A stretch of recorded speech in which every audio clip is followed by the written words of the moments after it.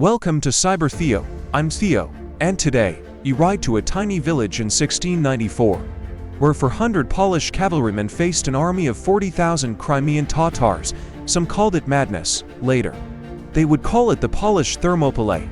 The Polish-Lithuanian Commonwealth was exhausted. Years of war with the Ottoman Empire had drained men, money, and morale. To the east, the borderlands were a hunting ground.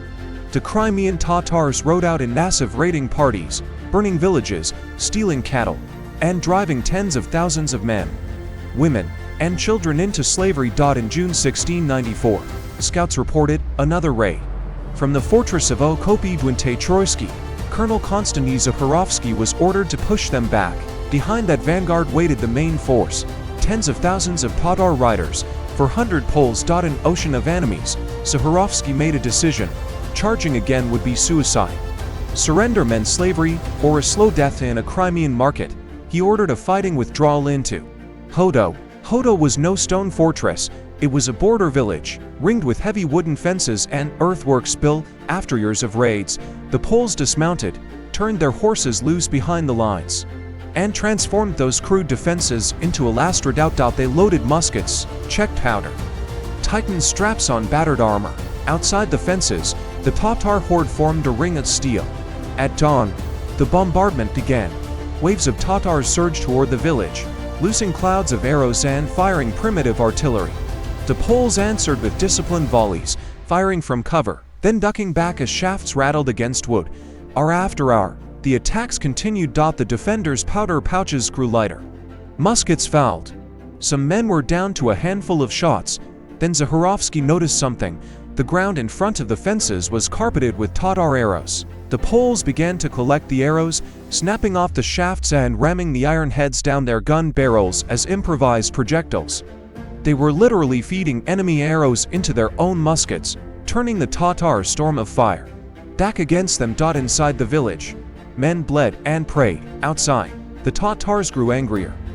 At some point in the long, brutal day, Tatar envoys approached the Polish lines. According to later accounts, they shouted an offer: lay down your arms, surrender, live as captives, or die where you stand.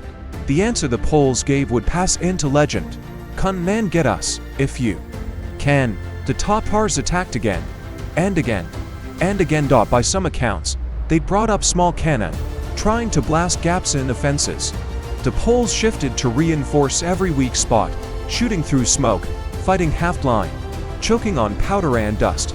6 hours, 400 men held back an army. At last, the Tatars began to pull away.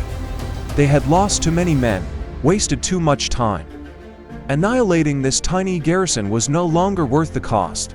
The horde turned south, back toward the steppe, dragging their captives and their frustration with them. Inside Hodów, perhaps a third of the defenders were dead or wounded. But the line had never broken. News of the stand at Hodów reached King Jan III Sobieski. According to one tradition, the king ordered a monument for the survivors and compensation for their losses, praising them for stopping a raid that might have ravaged half of southern Poland. 400 men would not win a war. But on that June day, they proved something else: that will, terrain, and discipline could turn a slaughter into a stalemate, and a stalemate into a legend. Today, the Battle of Hodów is sometimes called the Polish Thermopylae, a tiny band of defenders standing against impossible odds. But unlike the Spartans, the men of Hodów lived to see the Tatars ride away. What do you think? Was Hodów a miracle of courage, or a reckless gamble that just happened to succeed? Tell me in the comments. And if you'd like more forgotten stories of impossible stands and unlikely heroes, check out my new video Against All Odds, the Battle of Long Tan. Like, comment, and subscribe to Cyber-Theo.